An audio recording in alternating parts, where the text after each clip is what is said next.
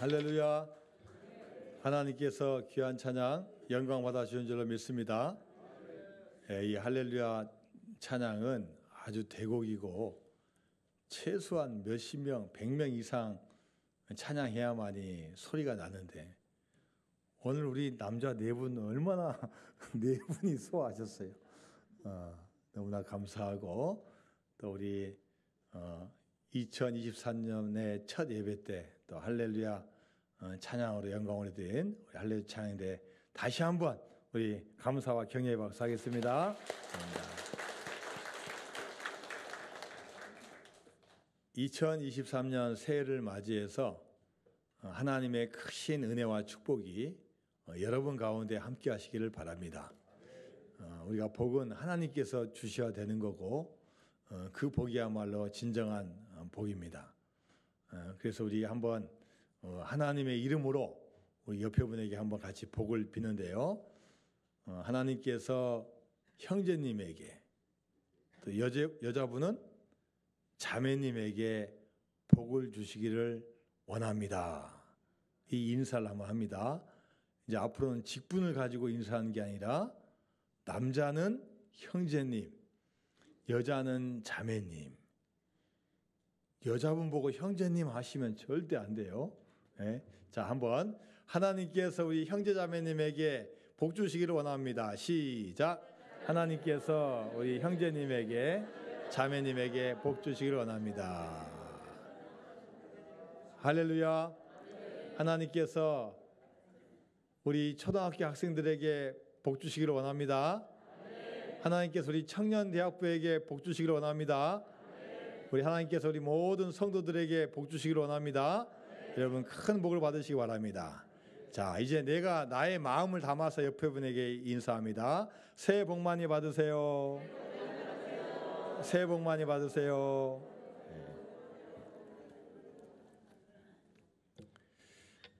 2023년도는 또 저희 교회도 아주 중요한 한 해입니다.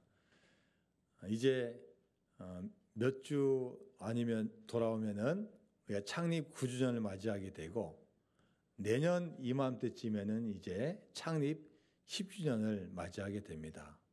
벌써 이제 10년의 세월 동안 하나님께서 여기까지 인도해 주셨습니다.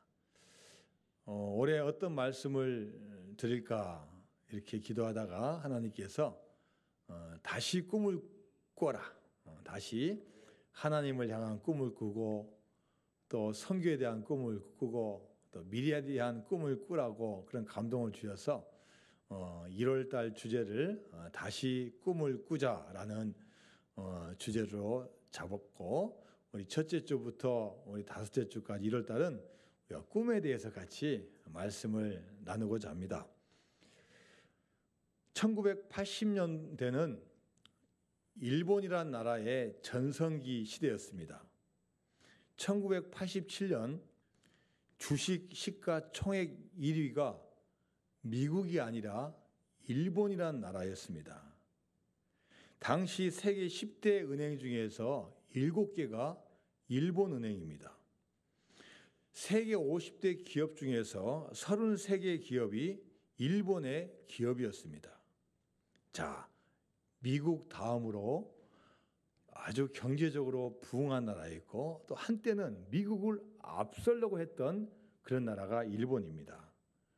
그러다가 미국의 견제를 받으면서 또한 자체적인 문제로 인해서 1990년대 오면서 일본 경제가 서서히 침체되기 시작합니다. 불황 속에 빠져들었습니다. 이때를 기회로 해서 중국이 눈을 뜨게 되고 이 중국이 일어납니다.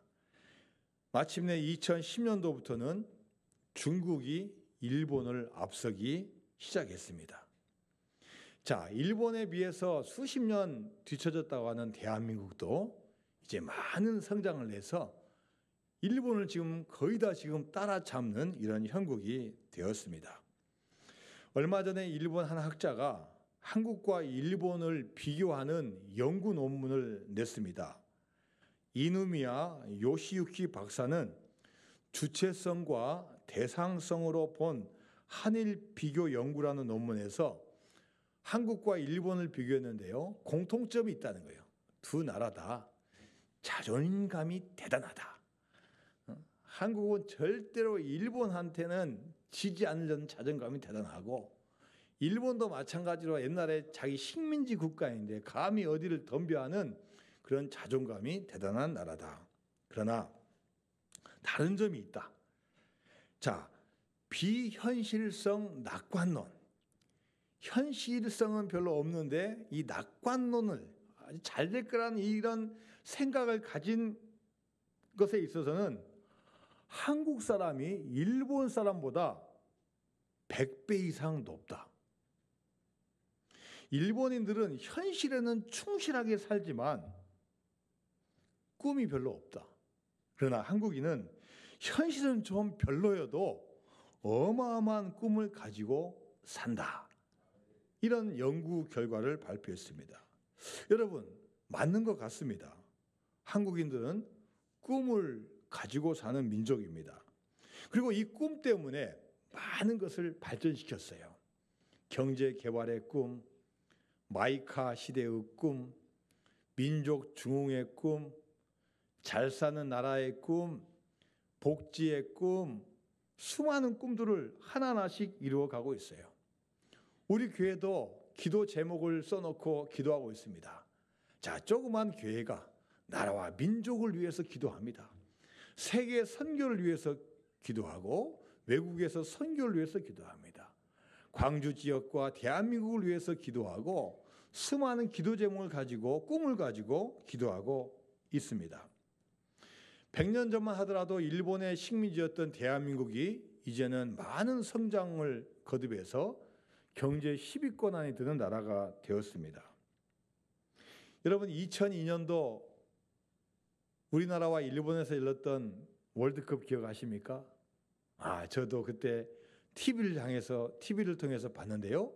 관중석에서 어마어마한 대형 프랑카드가 쫙 내려오는 거예요. 거기 7자가 딱 써 있어요. 뭐라고 써 있습니까? 꿈은 이루어진다. 꿈은 이루어진다. 야, 아시아에서는 그래도 축구를 잘했던 나라가 이 월드컵에서 세계 열강하고 싸우는데 몇 등 했습니까? 4등 했어요. 4등. 그동안 16강에도 한 번도 못 들었는데, 물론 홈그라운드 이점이 있지만 여러분 경기 내용을 한번 보세요. 얼마나 대등하게 하는지.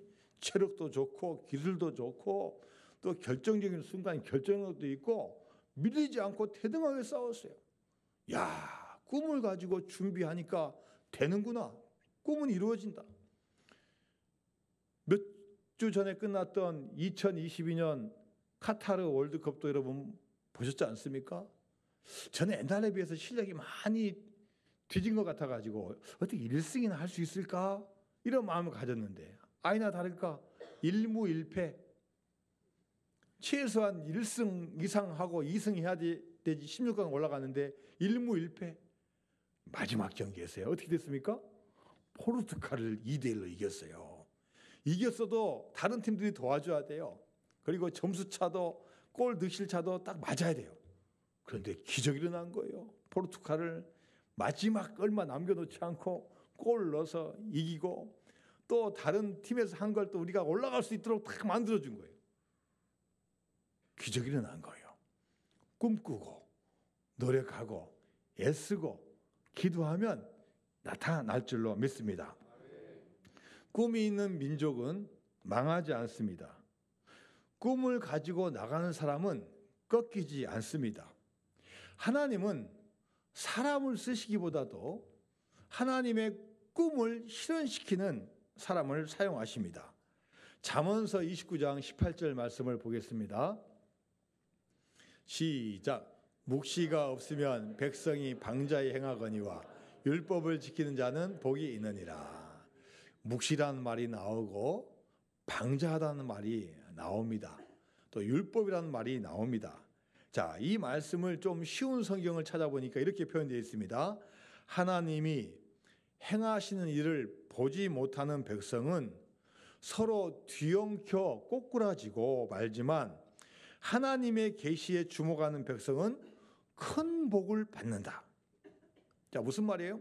하나님께서 계획하시고 준비하시고 꿈을 시는데 이것을 보지 못하는 백성은 가다가 꼬꾸라지고 엉키고 좌절하고 주저앉지만, 하나님께 주신 그 말씀과 예언과 계시에 주목하는 백성은 마침내 그 꿈을 실현하고 큰 복을 받는다는 말씀입니다. 자, 이 말씀을 영어 성경 킹 제임스 버전에서는 이렇게 되어 있습니다. Where there is no vision, the people perish. 자, 무슨 뜻입니까? 꿈이 없는 백성, 비전이 없는 백성은 멸망한다는 거예요. 여러분, 꿈이 없으면 왜 멸망합니까? 꿈은 목표입니다. 목표가 있어야 돼요. 목표가 없으면 하다가도 동력을 상실합니다. 에이, 꼭 그렇게 할 필요 있어? 꼭 거기까지 갈 필요 있어? 그냥 살면 되는 거지. 하다가 중단하는 거예요. 더 큰 유혹이 오면 거기에 넘어갑니다. 또 쉬운 길 있으면 쉬운 길 찾아갑니다. 세상에 있는 수많은 유혹에 넘어갑니다. 넘어져도 일어날 생각을 하지 않습니다. 더 좋은 일 있으면은, 더 볼 것 있으면 그걸 보려고 다른 눈 파는 겁니다. 육신의 만족과 쾌락에 취합니다. 거기에 머물고 더 이상 가려고 하지 않습니다. 그러나 꿈이 있는 인생은 다르다는 거예요. 꿈과 목표가 있는 것은 그것을 성취하고 달성하기 위해서 기도하고 노력하고 애를 쓰고 행동하고 도전한다는 거예요. 꿈이 없는 사람은요, 오히려 문제가 오면 불평해요.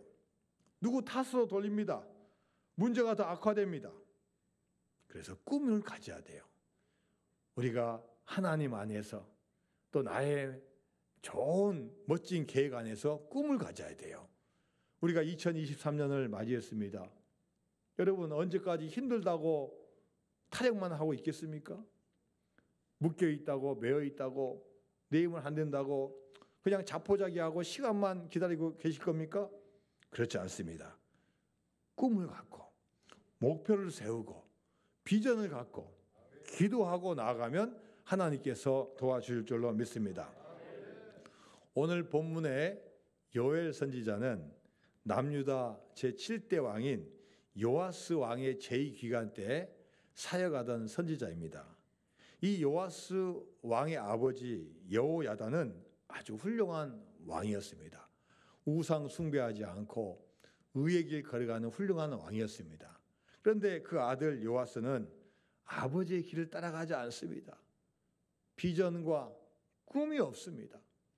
그것을 성취하려고 하는 노력이 없습니다. 그러니 예전처럼 똑같이 우상 따라갑니다.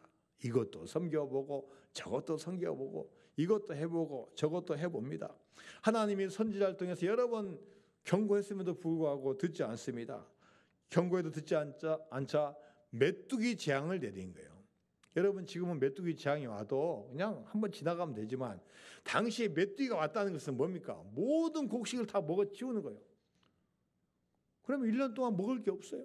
지금같이 무슨 냉장고가 있는 것도 아니고 보관할 데가 있는 것도 아니고 수입 수출이 자유로운 것도 아닌 세상에서 메뚜기가 한번 지나갔다는 것은 1년 동안 아주 굶주림에 쌓이는 거예요. 이럴 때 이 요엘이 하나님의 심판을 선포하면서도 회개해라. 돌아오면 하나님께서 은혜 주신다. 절대 여러분 희망을 버리지 마십시오. 돌아오는 자에게는 하나님께서 반드시 피할 길을 주시고 은혜를 주십니다라고 외치는 거예요. 자, 그중 한 내용이 오늘 본문 요엘서 2장 32절 말씀입니다. 시작. 누구든지 여호와의 이름을 부르는 자는 구원을 얻으리니 이는 나 여호와의 말대로 시온산과 예루살렘에서 피할 자가 있을 것이며 남은 자 중에 나 여호와의 부름을 받을 자가 있을 것임이니라. 자, 앞에서 뭐라고 했습니까? 누구든지 여호와의 이름을 부르는 자는 구원을 얻으리라. 너희들 과거에 그렇게 하나님 말씀 듣지 않고 실패된 인생 살아가고 좌절과 절망에 있고 누구 핑계대고 세상 핑계대고 살았지만 지금이라도 나의 이름을 부르는 자는 내가 너희들에게 구원을 주겠다고 약속해 주시는 거예요. 피할 길도 주시고 또 하나님께서 이 남은 자, 살아서 남은 자로 사용해 주신다는 거예요. 하나님은 지금 이 순간에도 우리가 돌아오기를 원하십니다. 하나님 이미 다 준비하고 계셔요. 나 여호와 이름을 부르는 자는 구원을 줄 것이라고 말씀하고 계십니다. 하나님은 구약과 신약 시대를 막론하고 늘 자신을 따라오고 이름을 부르는 자에게 구원을 주십니다. 요엘 시대에도 그랬고 초대교회 시대도 마찬가지고 지금 시대도 마찬가지예요. 하나님은 하나님을 사모하는 모든 영들에게 하나님의 성령을 부어주시기를 원하십니다. 자, 오늘 본문 요엘서 2장 28절에서 29절까지 말씀입니다. 시작. 그 후에 내가 내 영을 만민에게 부어주니 너희 자녀들이 장래일을 말할 것이며 너희 늙은이는 꿈을 꾸며 너희 젊은이는 이상을 볼 것이며 그때 내가 또 내 영을 남종과 여종에게 부어줄 것이며. 하나님은 내가 내 영을 만민에게 부어주신다고 했어요. 여러분, 이 만민이 뭡니까? 만민, 모든 백성, 모든 사람이에요. 그 중에서 나를 찾는 자들에게 나는 줄 준비가 되어 있다는 거예요. 여러분이 요엘이 선포한 이 말씀이 시간이 지나서 초대교회 마가 다락방에 실제로 임합니다. 예수님의 부활과 승천을 경험한 사람들이 예수님의 마지막 말씀을 기억하면서 마가 다락방에 모여서 성령을 간절히 간구합니다. 기도하고 애를 쓰면서 하나님 보혜사 성령을 우리에게 허락해 주세요라고 기도합니다. 이제는 예수님이 이 세상을 떠나가셨어요. 그 대신에 우리를 지켜주시고 보호해 주실 성령님이 계시지 않으면은 그 믿음을 지킬 수가 없는 거예요. 그래서 120명이 마가다락방에서 열심히 기도하고 있는데 성령의 바람이 불어와서 거기 있는 사람이 다 성령 충만한 거예요. 예전과 다릅니다. 얼굴이 반짝반짝 빛나고 기뻐하고 방언하고 찬송하고 복음을 증거하고 누가 시키지도 않았는데 자원해서 봉사하고 섬기는 일을 하는 거예요. 사람들이 보니까 이 사람들이 완전히 달라졌어요. 마치 술에 취한 것 같아요. 술 취한 사람이 뭔가에 사로잡혀서 흥청망청하는 것처럼 술은 아닌데 무슨 새로운 술에 취한 모양이다. 새 술에 취했다고 이야기하는 거예요. 이때 베드로가 거기 있는 모인 사람들에게 말씀을 증거하는 겁니다. 여러분, 지금 시간이 몇 시입니까? 아침 시간입니다. 어떻게 우리가 이 아침 시간에 술을 먹을 수 있겠습니까? 여러분이 생각하는 것처럼 우리가 취한 것이 아닙니다. 이렇게 말하면서 오늘 본문에 나오는 이 요엘의 말씀을 그대로 인용하면서 성령님께서 이 부어주실 때 젊은 사람이나 자녀들이나 노인들이 어떻게 삶을 살아가는가를 이야기를 해주는 거예요. 자, 사도행전 2장 16절에서 18절까지 말씀입니다. 시작.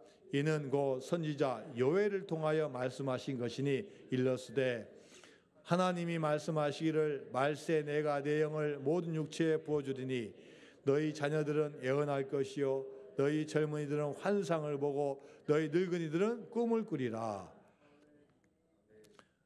그때 내가 내 영을 내 남종과 여종들에게 부어주리니 그들이 애언할 것이요. 자, 이 구약의 요엘서 말씀과 신약의 이 베드로가 한 말씀이 약간 차이가 있어요.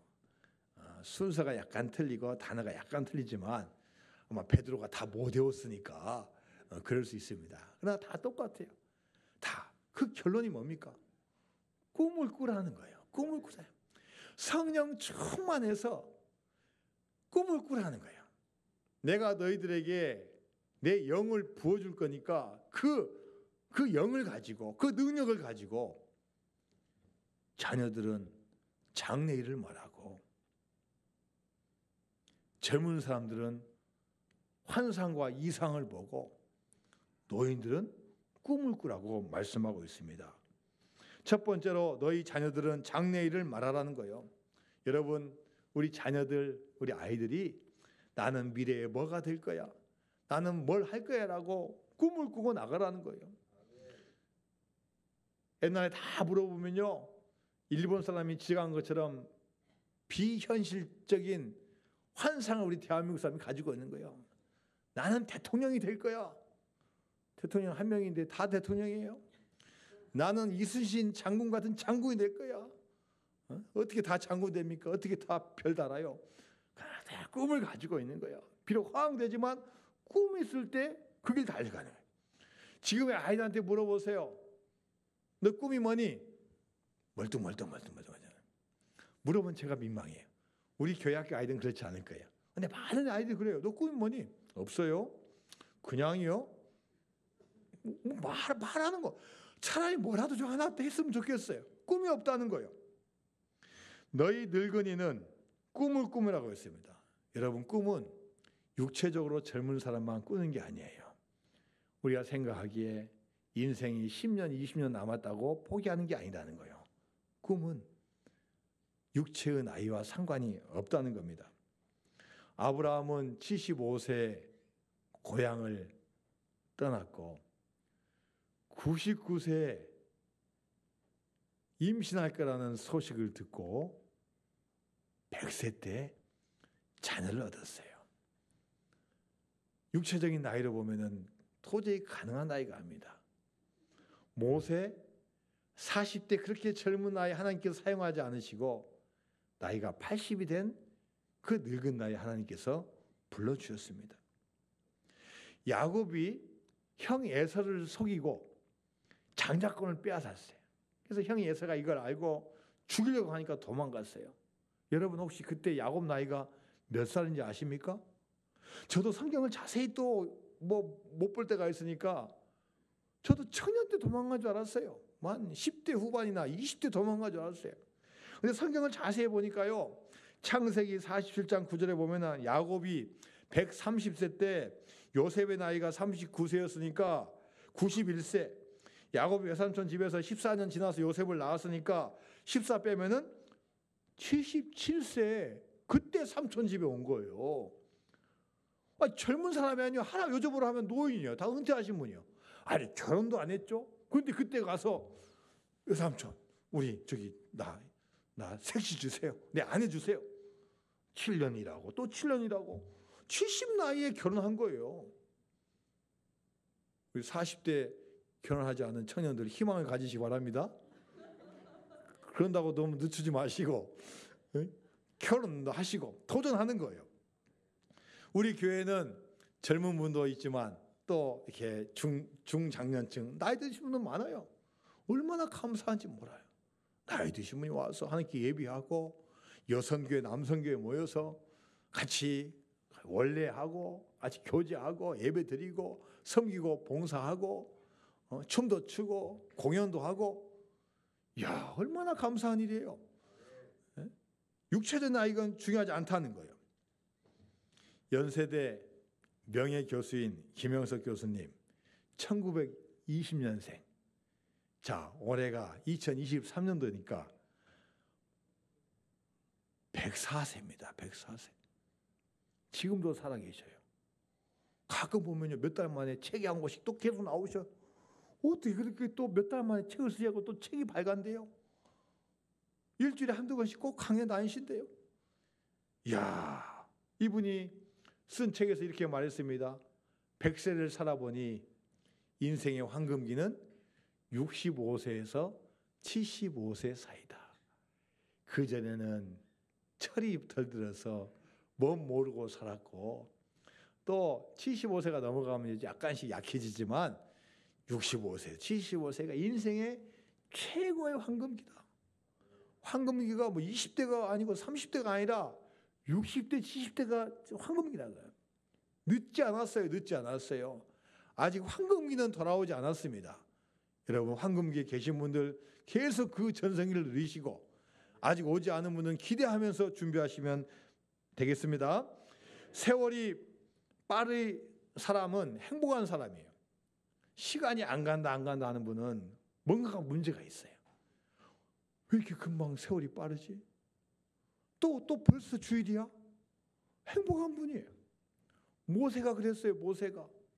모세가 시편 90편 10절에서 인생을 뭐라고 표현했습니까? 시편 90편 10절 말씀입니다. 시작. 우리의 연수가 70이요 강건하면 80이라도 우리의 연수의 자랑은 수고와 슬픔뿐이요 신속이가 아닌 우리가 날아간. 그 당시 사람들의 인생을 보니까 대부분 나이가 70에서 80. 야, 이 정도면 많이 산 거다. 그런데 그 나이도요 지나고 보니까 휙 지나가는 거예요. 얼마나 빨리 지나가는지 몰라요. 그런데 이 모세는 하나님의 꿈을 가지고 있어요. 하나님의 사명을 붙잡고 그 말씀에 의지해서 가는 거예요. 구름 기둥 불 기둥 따라가고 하나님이 주신 지팡이를 가지고 물이 없으면은 반석을 치고 하나님께 예배하고 제단 쌓고 믿음으로 가는 거예요.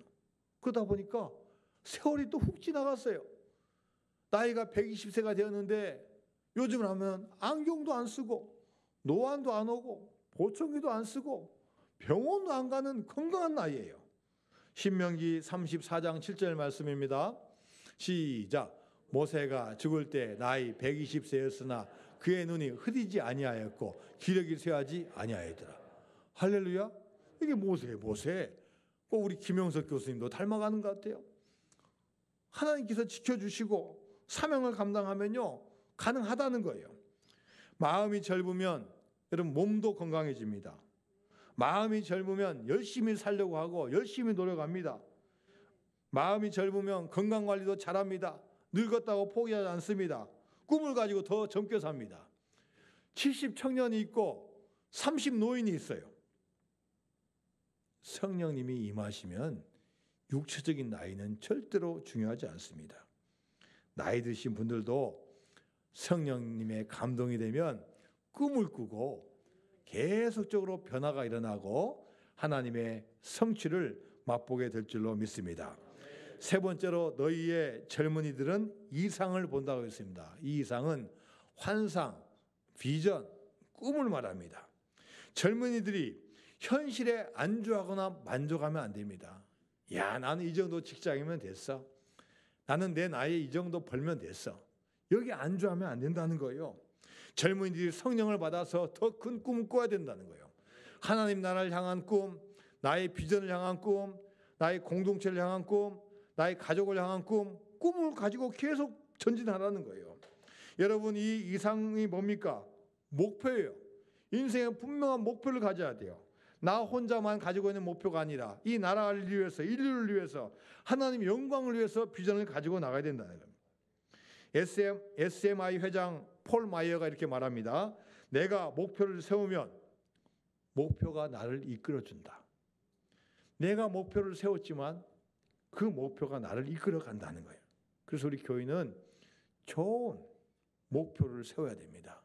하나님을 위해서, 이웃을 위해서 좋은 꿈과 목표를 세우면 그 꿈과 목표 때문에 우리 인생이 더 밝아지게 될 줄로 믿습니다. 미국에 젊은 만화가가 있습니다. 열심히 그립니다. 재능이 있다는 소리를 들었습니다. 그래서 야, 내가 이 만화로 해서 내가 돈을 벌어야지. 자, 그래서 만화를 완성해 가지고 신문사를 찾아갔어요. 자, 제 만화 사주세요. 거절당합니다. 또 다른 신문사 갑니다. 거절당합니다. 가는 곳마다 거절당했어요. 이제는 돈도 다 떨어지고 이제는 집을 나온 지 오래돼서 갈 데도 없어요. 지나가다가 교회가 있어서 교회에 들어갑니다. 목사님, 저 지금 어디 좀 잘 데 없습니까? 깨끗하지 않아도 좋으니 당분간 좀 잘 때 좀 해주세요. 어이 청년, 우리가 숙식할 수 있는 공간은 없고 저기 우리 교회 마당에 창고가 하나 있네. 거기서 혹시 머물 수 있다면은 내가 허락하겠네. 목사님, 그거라도 좋습니다. 그래서 이 청년이 창고에 다 깨끗이 해가지고 이제 거기서 살고 있는 거예요. 하루 지나고 이틀 지나고 일주일 지나고 또 늘 예배 드리고 주일날 예배 드리고 믿음으로 말씀이 있고 그러면 계속 만화를 그린 거예요. 계속. 근데 그 창고 여러분 뭐가 다니겠습니까? 계속 쥐가 왔다 갔다 해. 한 마리가 왔다 오고 두 마리 왔다 갔다 하고 부부지가 오고 새끼지가 오고, 쥐하고 같이 살아야 돼요. 어떻게? 그러다 보니까 이제 쥐하고 친해졌어요. 이제 나 이렇게 손 올리면 쥐가 와요. 처음엔 징그러웠는데 나의 외로움을 달래줄 그 동물이 쥐가. 쥐가 보니까 처음에는 지금 징그러운데 보니까 귀여워요 이제. 뭐 주면은 막 잘 받아 먹고 나쁜 짓 안 하고 나 해치지 않으니까 쥐가 야, 쥐도 괜찮은 동물이네. 자, 그래. 그리고 나온 쥐 이름이 뭐요? 미키마우스나 미키마우스. 신문사 다시 갔어요. 저 만화 연재해 주세요. 예, 사겠습니다. 미키마우스를 그래가지고 이제는 아주 이제 만화책이 잘 팔리고 꿈이 거기로 끝나지 않았어요. 내가 이 세상에 있는 아이들에게 꿈을 주고 싶다. 아이들이 마음껏 상상을 펼치고 미래를 펼치고 아이들이 마음껏 놀 수 있는 게 뭐냐? 그래, 랜드를 만들자. 그래서 디즈니랜드를 다 만드는 거예요. 그런데 그게 완공된 걸 보지 못하고 1966년 12월 15일 날 세상을 떠납니다.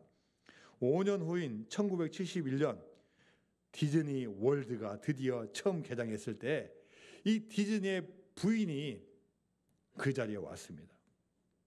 사회자가 이 디즈니 여사를 소개하면서 여사님, 디즈니씨가 이 개막식을 보았다면 얼마나 좋았겠습니까? 너무나 아쉽습니다. 이때 디즈니 여사가 일어서서 대답했습니다. 그분은 이미 다 보았습니다.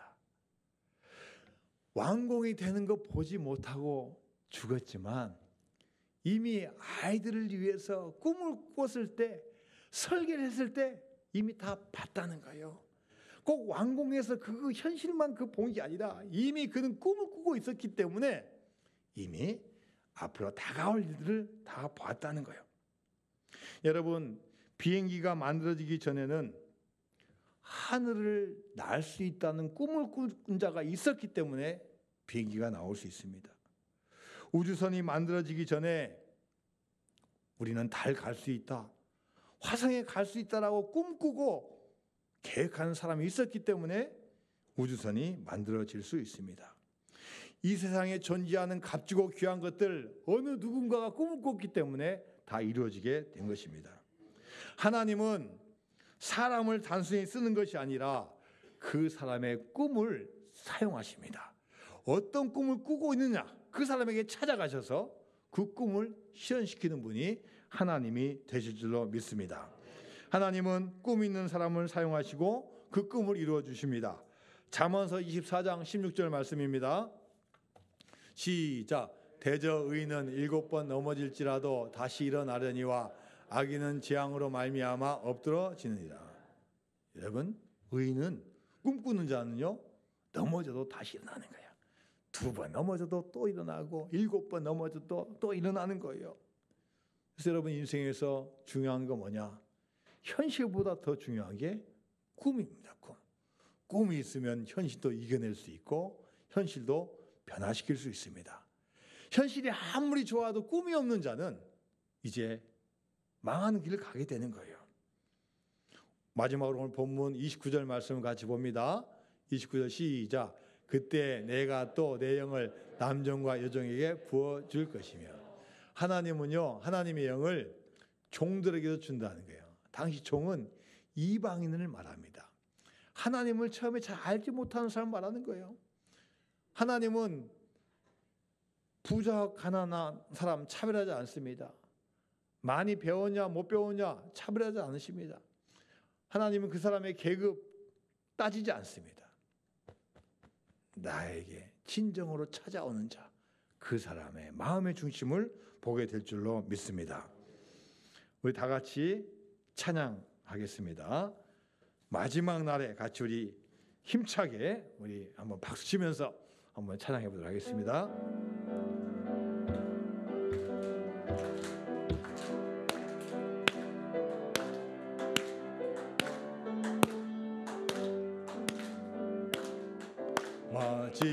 마지막 날에 내가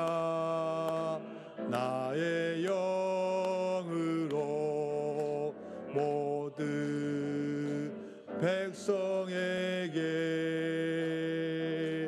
부어 주리라.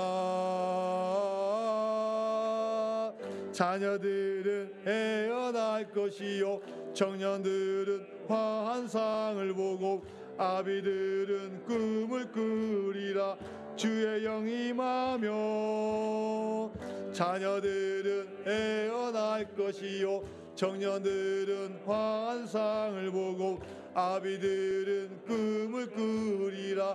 주의 영이 임하며 성령이여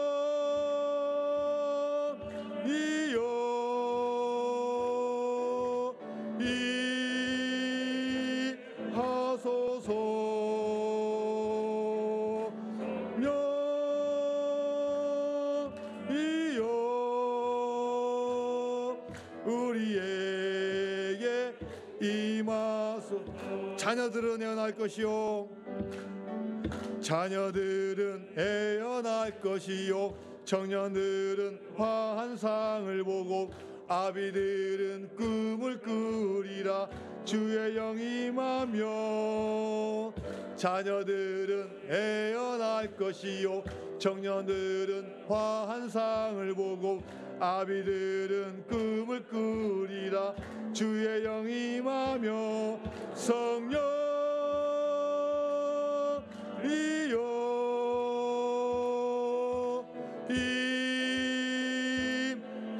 임하소서.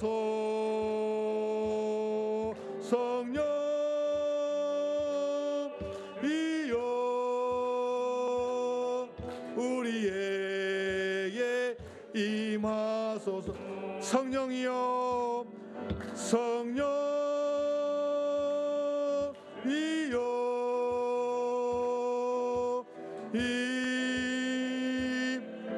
임하소서.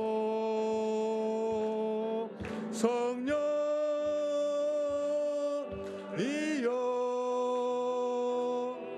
우리에게 임하소서. 할렐루야. 우리 2023년도 시작하면서 무엇보다도 우리 하나님의 영이 우리 가운데 임하는 것을 사모하시기 바랍니다. 우리 가운데 성령이 충만할 때 하나님께서 우리로 하여금 하나님의 꿈을 꾸게 하시고 또 현실을 넘어서서 일할 수 있는 비전을 우리에게 허락해 주십니다. 내가 먼저 성령 충만하면 나로 말미암아 우리 가정이 변화가 되고 이웃이 변화가 되고 교회가 능력 있는 교회가 되고 대한민국이 좋은 나라가 될 줄로 믿습니다. 성령 충만해서 한 해가 값지고 보람된 한 해가 되기를 주님의 이름으로 축원드립니다. 하나님 아버지 감사드립니다. 성령님을 사모합니다. 우리 능력으로 이 어려운 시기 이겨낼 수 없습니다. 꿈을 꿀 수도 없고 현실에 맞춰 살아야 되는 것도 버겁습니다. 성령 충만한 은혜가 우리 모든 성도들 가운데 임하게 하여 주옵시고 성령 받아서 주님의 사명을 잘 감당할 수 있는 놀라운 역사가 우리 한 분 한 분에게 임하게 하여 주옵소서. 예수님의 이름으로 기도드리옵나이다. 아멘.